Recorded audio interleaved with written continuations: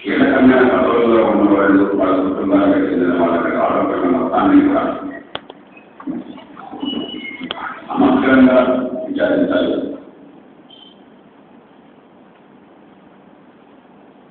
అధికారులు కూడా తెలిసినట్టయితే జైలు పోవడమే కాకుండా వాళ్ళ ఆస్తులు, వాళ్ళకి సంబంధించిన వాళ్ళ ఆస్తులు, బినామీ ఆస్తులు ఈ మొత్తం కూడా దర్శ ఏర్పాటు చేయాలి. సఫీమా చట్టం అనుకున్నది smugglers and foreign exchange manipulators prevention act చేయమని చాలా బలమైన చట్టం 1976లో చట్టం చేశాడు. సుప్రీంకోర్టు దాన్ని ఖరారు చేసింది.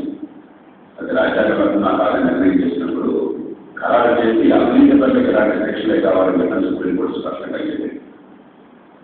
కాబట్టి అధిగమించిన చట్టాన్ని సవరించాలి, ప్రత్యేక కోర్టులు ఏర్పాటు చేయాలి, ప్రత్యేక ప్రాసిక్యూటర్లని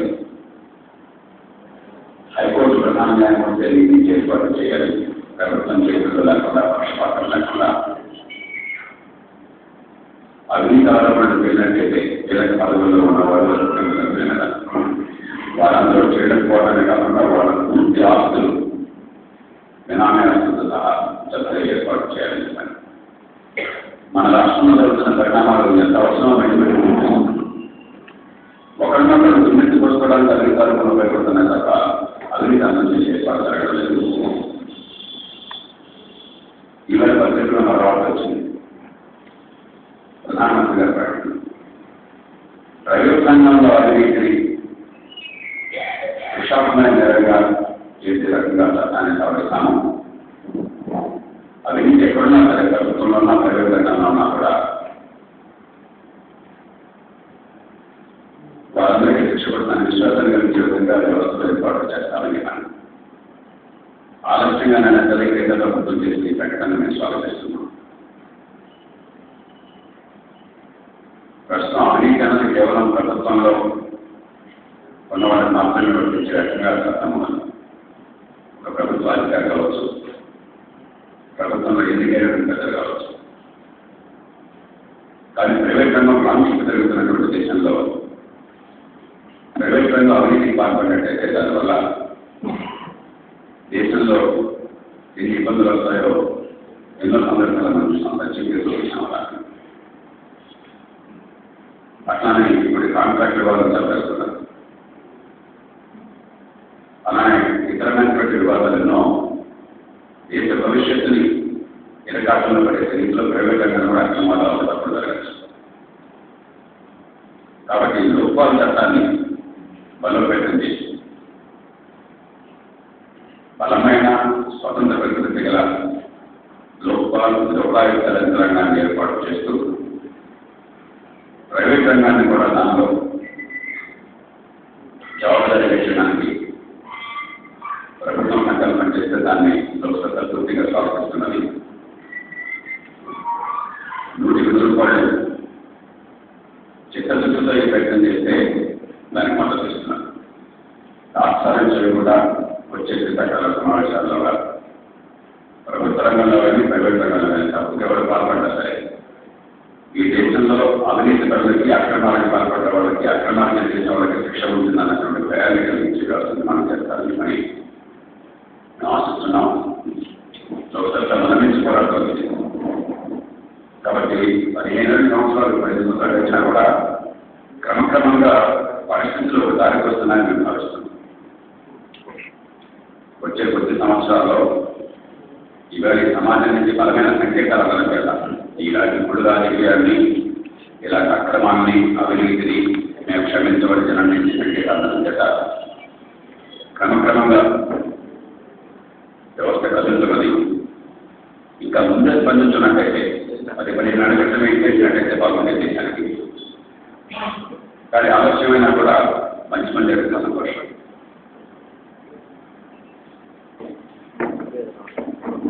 మూడవది, పోలవరం ప్రాజెక్టులో టెండర్ల ఖరారు గురించి రాష్ట్రంలో వివాదం జరుగుతున్నారు. రాష్ట్ర ప్రజలకి, రాజకీయ పార్టీలకి మేము చేసే విజ్ఞప్తి ఏమిటంటే టెండర్ల ప్రక్రియలో ఎంత వీలుంటే అంత పోటీని పెంచే బాధ్యత మనం జరుగుతుంది. వీలున్నంత మేరకు టెండర్లో అసలు టెండర్ ఓపెన్ చేయకుండానే పూర్తి గణనలుగా ప్రకటించడం అనేటువంటి ప్రక్రియ విచక్షణాధికారులు ప్రస్తుతానికి అంత తీవ్రంగా ఉన్నట్లయితే అసలు పూర్తి లేకుండా చేసే ప్రమాదానికి కలగచ్చు. చిన్న చిన్న సాంకేతికమైన కారణాలు అడ్డు పెట్టుకుని టెండర్లో వీళ్ళు పాల్గొకూడదు చెప్పన్నట్లయితే ఏదో ఒక పరమార్థంలో కారణాలను పెట్టేవాళ్ళని ఆపేస్తుంది. కాబట్టి స్థూలంగా ఇలాంటి పెద్ద పనులు చేపట్టేటప్పుడు ఈ సంస్థలకి ఆ శక్తి సామర్థ్యాలు ఉన్నాయా లేదా, ఆ నైపుణ్యం ఉందా లేదా, ఆ అనుభవం ఉందా లేదా చూడాలి తప్ప ఫలానా దాంట్లో విదేశీ కంపెనీ చాలా ప్రసిద్ధమైన కంపెనీ ఈ కన్స్ట్రక్షన్లో ఒక బృందంలో భాగమనుకోండి. ఫలానా ఎంఆర్ఓ దగ్గర నుంచి మీరు గవర్నమెంట్ సర్టిఫికేట్ కాకపోతే ఒప్పుకోబట్టి ఆ కాగితం కారణంగా అని మీకు పారేస్తే సుప్రసిద్ధమైన కంపెనీకి చాలా ఆశ్చర్యం. కాబట్టి సాంకేతికంగా సంగ్రామేషన్ చేయడం కాకుండా స్థూలంగా ఈ ప్రాజెక్ట్ మనకి వీళ్ళు పనికొస్తారు కదా పరిశీలన చేయాల్సిన అవసరం ఉంది. ఈ టెక్నికల్ క్వాలిఫికేషన్ ప్రస్తుతం హైకోర్టు ఉన్నట్టుగా వార్తలు చూసాం. కాబట్టి దీన్ని రాజకీయాలకు రద్దు చేయకుండా హైకోర్టు వదిలేయడానికి ఉత్తమైనది. ఆ ధర్మాలను విచక్షణ వారు చేస్తారు. వారి నిర్ణయానికి రాష్ట్రం అంతా కట్టుబడతారు. కానీ ఖచ్చితంగా గోదావరి నదీ జలాలని కృష్ణా డెల్టాకి మళ్ళించి కృష్ణా నదీ జలాన్ని నాగార్జున సాగర్ పైకి తెలంగాణ రాయలసీమ ప్రాంతాలకు మాత్రమే వీరులందరినీ వినియోగించి ఏర్పాటు చేయడం అన్నది రాష్ట్ర సమగ్ర జనవనరుల వినియోగం కోసం చాలా అవసరం. కాబట్టి పోలవరం ప్రాజెక్టు గోదావరి జిల్లాల కోసం ఉద్దేశించింది కాదు. గోదావరి జిల్లాలకి ప్రాజెక్టు లేకుండా 2 పంటలు పండుతున్నాయి. వారికి నవాంతరం లేదు. కానీ గోదావరి ఏమో ఒక లోయలో ప్రవేశిస్తాను. పుష్కలంగా నీటి ప్రవహిస్తున్న ఈ సంవత్సరం అంటే పెద్దగా గోదావరి ప్రవాహం లేదు. ఇది అసాధారణమైన సంవత్సరం గోదావరి నది. కానీ మామూలుగా గోదావరి వద్ద నాకు తెలుసు 87లో 300 టీఎంసీ నీళ్ళు ఒక్కొక్క రోజున సముద్రంలో వదిలేకపోతాను. మీకు గుర్తు 27 ఆగస్టులో దిగుతున్నాను. మరి పైనేమో ఇంచెప్పటి లాంటి చోట్ల గోదావరి మీద ప్రాజెక్ట్ కట్టాలని చెప్పంటే అంతర్రాష్ట్ర వివాదాలు ఉన్నాయి. ప్రత్యేక భూమి ప్రమాదం ఉన్నది. లోయలో ఉంది కాబట్టి ఎంత పెద్ద ఖర్చు పెట్టినా ముందు ఎక్కువ తప్ప పరిస్థితి తక్కువనే పరిస్థితులని ఆందోళన ఉన్నాయి. కాబట్టి గ్రావిటీ ద్వారా గోదావరి నీటిని మళ్లించే అవకాశం ఎక్కడ ఉంటే అక్కడ దాన్ని సద్వినియోగం చేసుకోవడం చాలా అవసరం. ఆ నీటిని కృష్ణా డెల్టాకి మళ్లించి నాగార్జున సాగర్ నుంచి కిందకి వరద నీళ్లు తప్ప మరేమీ రాకుండా ఎంత వీలుగా చేయడం ఈ రాష్ట్ర ప్రయోజనాలకు చాలా అవసరం. అప్పుడు ఆ నీటిని నాగార్జున సాగర్ పైన పంట భూములకి ప్రధానంగా తెలంగాణలో, శ్రీశైలం పైన భూములకి ప్రధానంగా రాయలసీమలో సద్వినియోగం చేసుకోవచ్చు. అందుచేత ఈ టెండర్లలో మనకు వివాదం ఉన్నట్లయితే కోర్టులు పరిష్కరించబడి మనకు కావాల్సిన లోయెస్ట్ బెటర్ ఉంచారా లేదా, వీటి సక్రమంగా జరిగిందా లేదా. అంతేకాని రాజకీయంలో వచ్చేది మంచిది కాదని మేము భావిస్తున్నాం. రాష్ట్ర ప్రజల దృష్ట్యా ఈ ప్రాజెక్టుని చాలా స్వస్థమైన ఇప్పటికే చాలా ఏళ్ళు ఆలస్యమైంది. ఏదో రకంగా చీటికి మనకి వివాదాలు కావడం చేత, చిలికి కార్యవాలు కావడం చేత ఎన్నో ఏళ్ళు ఆలస్యం కాబట్టి ఆంధ్రప్రదేశ్లో అన్ని ప్రాంతాల జనం నష్టపోయాయి. ఇక రాష్ట్రంలో అన్ని ప్రాంతాలకి సాగునీటిని, మంచినీటిని